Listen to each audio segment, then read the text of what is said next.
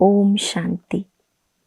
जुलाई का ये महीना हम सब की आंखों में, हम सब की यादों में दीदी मनमोहिनी जी का वो साकार स्वरूप, दीदी मनमोहिनी जी की विशेषताएं, दीदी मनमोहिनी जी की दृढ़ता, उनकी खूबियां, उनकी शक्तियां स्मृति में लाता है।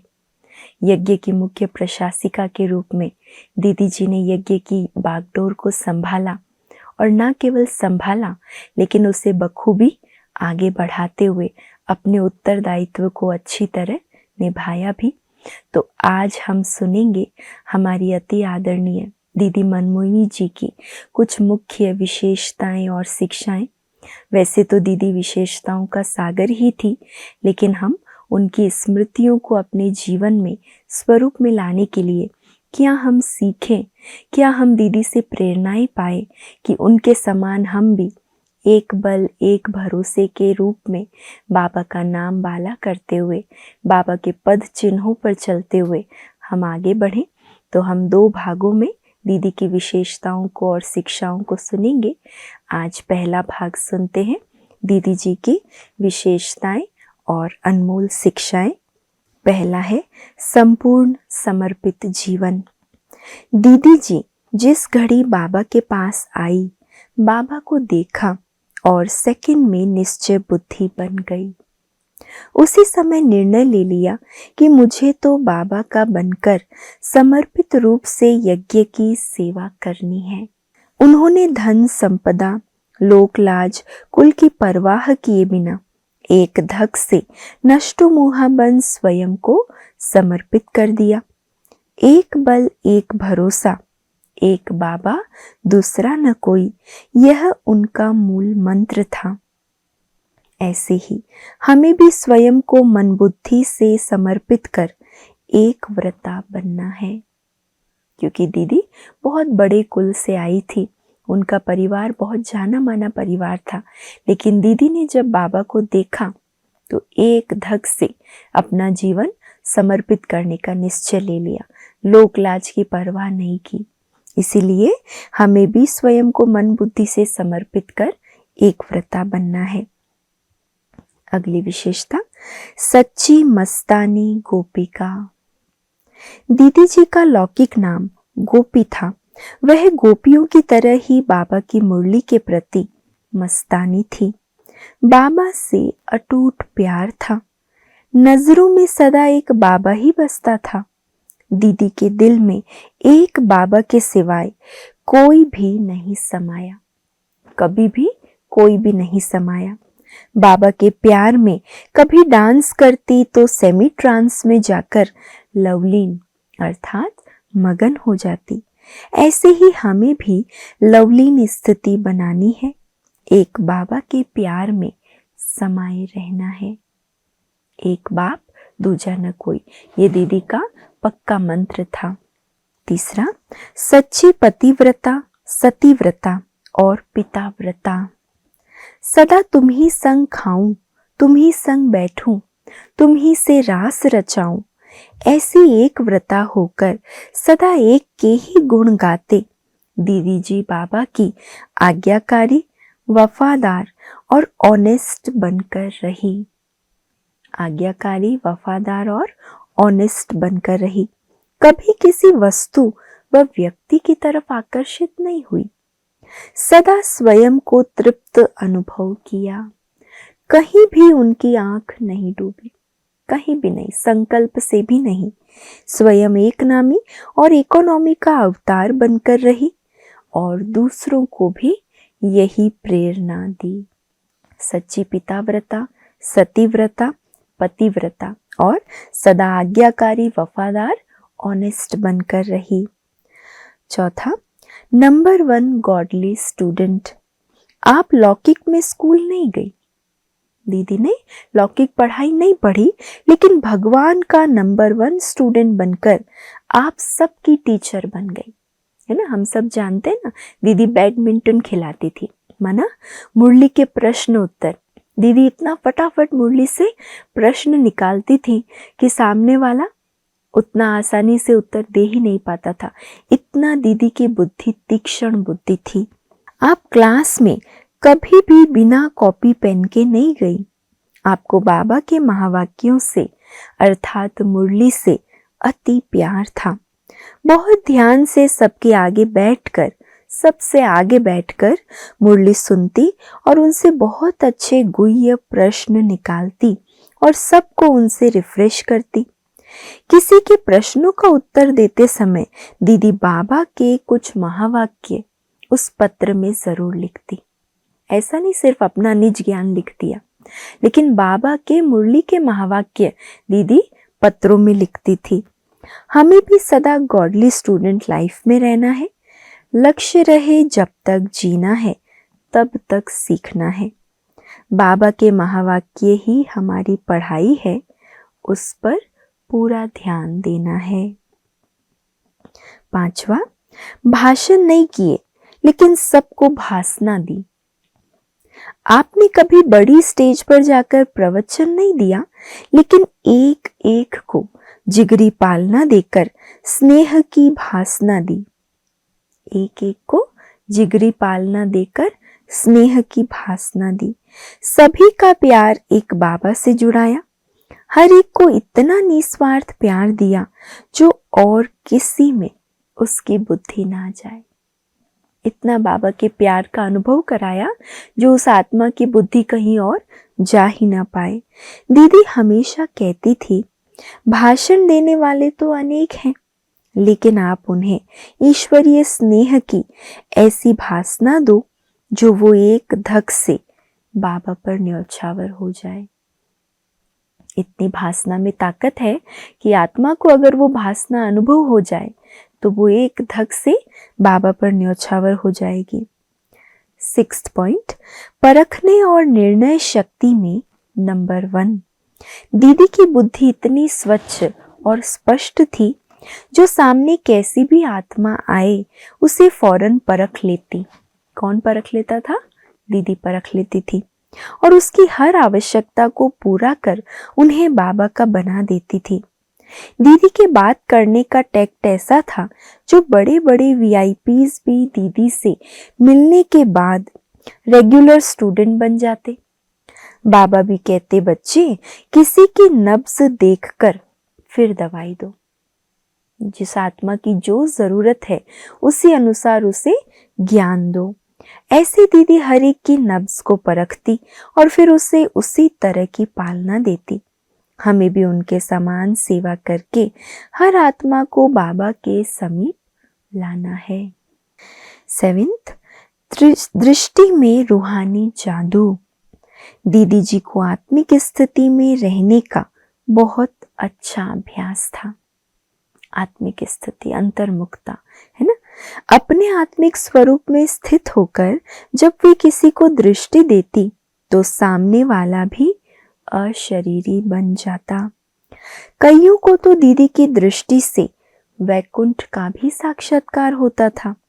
उनके योग की ऐसी स्थिति थी, एकाग्रता का बहुत अच्छा अभ्यास था। इसीलिए दीदी ने नजर से निहाल करने की सेवा की। भाषण नहीं किए लेकिन नजरों से निहाल किया, भासना दी। उनकी दृष्टि में रूहानी जादू था, जिससे अनेक आत्माएं बाबा के समीप आ गई। हमें भी अपनी ऐसी श्रेष्ठ स्थिति बनाकर सेवा करनी है। 8th पॉइंट है, जितना गंभीर उतना ही रमणीक। दीदी जी इतना अंतर्मुखी रहती जो उनके मुख से कभी व्यर्थ बोल नहीं निकलते। कभी किसी का परचिंतन, प्रदर्शन नहीं करती। अगर उन्हें कोई किसी की कमी कमजोरी सुनाने लगता तो दीदी बहुत गंभीरता से उसे चुप करा देती। दीदी का स्वरूप इतना गंभीर था कि कोई कुछ अगर बताने आता भी था ऐसी बातें कमी कमजोरियों की, तो दीदी का गंभीर रूप देखकर वो शांत हो जाता। उनके जीवन में गंभीरता के साथ रमणीकता का बैलेंस था। वे सभी से अलौकिक चिटचैट करके खूब रिफ्रेश करती। हमें भी दीदी के समान गंभीरता और रमणीकता के गुण का बैलेंस रखना है। 9th पॉइंट है, शिक्षा देने की अलौकिक विधि। दीदी कभी सुनी सुनाई एक तरफ की बातों के आधार पर निर्णय नहीं लेती। अगर कोई किसी की कंप्लेन करता तो उसी समय उनके सामने उसे भी बुलाकर फैसला करती, है ना। एक की बात को एक के पक्ष में निर्णय नहीं लेती कि इनकी बात सुनी और उनके पक्ष में निर्णय ले लिया। दोनों को सामने बिठाती, दोनों पक्षों को सुनती और फिर फैसला करती, और जिसे जो शिक्षा देनी होती थी उसे स्पष्ट शब्दों में देती थी। अपने मन में किसी के प्रति भी दोष दृष्टि नहीं रखती। दीदी जी को सेकंड में फुल स्टॉप लगाने का अच्छा अभ्यास था। कभी दूसरे के सामने उसकी कमी कमजोरी को रिपीट नहीं करती। फुल स्टॉप, बात सुनी, निर्णय लिया, फैसला किया और फुल स्टॉप, कभी उसको रिपीट नहीं किया। ऐसे हमें भी सबकी पालना करनी है। एक तरफ की बात सुनकर निर्णय नहीं लेना है। 10th पॉइंट, सखी स्नेह में नंबर 1। दीदी सभी को सखी स्नेह देकर बाबा का बना देती, है ना, सखी बन जाती थी। उनसे सखी स्नेह में ज्ञान की गहरी गहरी रूह रिहान करती। दीदी कहती, सहेली नहीं बनाना, सखी बनाना। अब सहेली और सखी में क्या अंतर है? सहेलियां आपस में परचिंतन करेगी, सखियां ज्ञान की चिट चैट करेंगी। दीदी की सबसे फेवरेट सखी दादी जानकी जी थी। जब भी दोनों सखियां आपस में मिलती, बाबा की बातों पर बहुत गहरी रूह रिहान करती, उसमें इतना मगन हो जाती जो समय का भी पता नहीं चलता। हम भी आपस में ज्ञान की और अनुभवों की ही वार्तालाप करें, है ना। इसलिए सबको सखी बनाना है, सहेली नहीं। सखी बनाकर स्व उन्नति की, आपसी परचिंतन की बातों को छोड़कर स्वचिंतन, आत्मचिंतन की बातें करें। 11th पॉइंट, सदा निर्भय, निडर और निश्चिंत। दीदी कभी किसी बात में भयभीत नहीं होती। बाबा की शक्तियों में उनका अटूट विश्वास था, निश्चय अटल था, इसीलिए सदा निर्भय रही। यज्ञ के सामने कैसी भी परिस्थितियां आई, उसमें सदा निश्चिंत। कैसी भी परिस्थिति आई, सदा निश्चिंत। कभी क्यों क्या का प्रश्न नहीं किया, सदा प्रसन्न चित्त रही। कभी उनके चेहरे पर चिंता के चिन्ह दिखाई नहीं दिए। बाबा का यज्ञ है, बाबा यज्ञ रक्षक है, वो अपने यज्ञ की संभाल स्वयं करता है। इसी निश्चय के आधार से निश्चिंत रही। हम सब को भी ऐसी स्थिति बनानी है। सदा निश्चिंत, सदा निर्भय, सदा प्रसन्न चित्त, प्रश्न चित्त नहीं, चिंता का स्वरूप नहीं। बाबा करण करावनहार है, यज्ञ रक्षक है, बाबा यज्ञ की संभाल कर रहा है। 12th पॉइंट, सच्चाई सफाई की प्रतिमूर्ति। दीदी को सच्चाई अति प्रिय थी। अगर कोई अपनी गलतियां सच्चे दिल से महसूस कर लेता तो उसे क्षमा कर देती और आगे बढ़ने की प्रेरणा देती। दीदी जी स्वयं भी अंदर बाहर स्वच्छ और साफ थी। आपकी कथनी और करनी सदा समान रही। जो दूसरों को कहती वो पहले खुद करके सिखाती। उनका स्वयं पर पूरा ध्यान था। अमृत वेले से लेकर श्रीमत सिर माथे। ऐसे ही हम सबको भी सच्चाई सफाई की प्रतिमूर्ति बनना है। जो दूसरों को कहते हैं पहले स्वयं धारण करना है, खुद करके दिखाना है ना। अंदर और बाहर स्वच्छ साफ दिल। 13th पॉइंट है, बालक और मालिक का बैलेंस। दीदी यज्ञ की मालिक थी, लेकिन उनके जीवन में बालक और मालिकपन का बैलेंस था। जो यथार्थ बात होती थी वह मालिक बनकर सबके सामने रखती। लेकिन अगर सबकी एक मत नहीं होती तो ऐसा नहीं कि दीदी ये कहे मैं तो यज्ञ की मालिक हूं, मैंने जो कहा वही राइट है। नहीं, उस समय दीदी कौन सा रूप धारण करती? बालक का रूप। तो अगर सबकी एक मत नहीं होती तो बालक बन उसे भूल जाती। कभी बहस या डिबेट में समय नहीं गंवाती। दीदी बालक बन बाबा की अंगुली पकड़कर यज्ञ की हर डिपार्टमेंट का चक्कर लगाती। ऐसे ही हम सबको बालक और मालिक पन का बैलेंस रख अपनी स्थिति एक रस बनानी है। बाबा की अंगुली पकड़कर चलना है। 14th पॉइंट, यज्ञ रक्षक, यज्ञ सेवाधारी।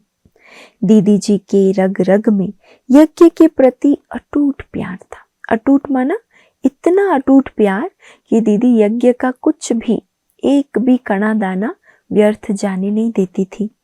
एक यज्ञ की पाई को भी व्यर्थ जाने नहीं देती थी। यज्ञ को किसी प्रकार की आंच ना आए उसके लिए आप बहुत ध्यान रखती और हर एक को यज्ञ की अमानत को संभालने की, निस्वार्थ सेवा करने की प्रेरणा देती। बाबा का यज्ञ सदा भरपूर रहे, सदा सफल रहे, इसमें कोई विघ्न ना पड़े, दीदी की सदा यही भावना रहती और इसके लिए वे सदा प्रयासरत रहती। हम सभी को जिस यज्ञ से इतनी पालना मिल रही है उसकी संभाल करनी है, सच्चा सेवाधारी बनकर रहना है। 15th पॉइंट, सफल करने और कराने में नंबर 1। दीदी ने अनेकों का तन मन धन सफल कराया। यज्ञ को कौन संभाल सकते हैं? दीदी उनकी जीवन कहानी को सुनकर, परख कर उसे समर्पित कराती और उनके दिल में यज्ञ के प्रति भावना भर देती। परख शक्ति बहुत थी ना, तो दीदी परख कर निर्णय करती थी कि ये आत्मा यज्ञ में समर्पित होकर यज्ञ को संभालने के काबिल है या नहीं। पहले हमें अपना संकल्प, समय, श्वास, संपत्ति सब कुछ सफल करना है और फिर दूसरों को भी ऐसी प्रेरणा देकर उनका भी भाग्य बनाना है। तो ये थी हमारी अति मीठी प्यारी दीदी मनमोहिनी जी की मुख्य विशेषताएं और अनमोल शिक्षाएं। आज के भाग में हमने 15 बातें सुनी।